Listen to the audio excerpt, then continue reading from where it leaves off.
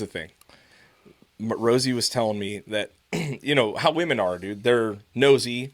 They go over and introduce themselves to people. They do, you know, they do all these like extra things, right? And she was asking me, and she's like, well, yeah, you're not interested? And I said, no, not interested at all. Like, I don't care. No. At all, right? And she's like, well, you know, like what if the guy, because she saw the dude and she said that he kind of looks like a dude that has same interests as me. Like he might be a UFC fan or something. I don't know what he looks like at all, right? Yeah. Doesn't matter to me. I don't care. But she's like, yeah, he looks like he might like have some of the same interests as you. Maybe you guys can like hang out. And I was like, yeah. No, that's not how this works, you know. And I had to explain to her, like, and maybe I'm wrong, Like and maybe I'm some cigarette. yeah, maybe I'm fucking wrong, but I live there. It's not in my neighborhood, but I am there, right?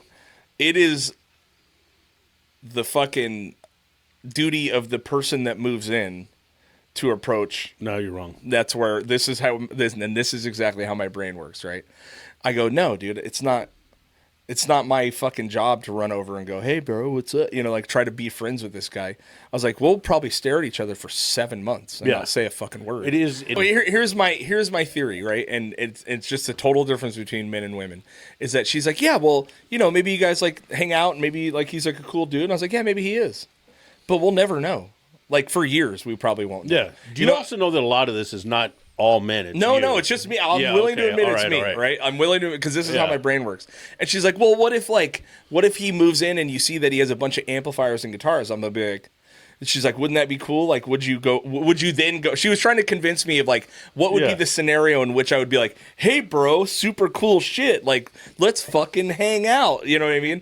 And there's almost no scenarios like that, right?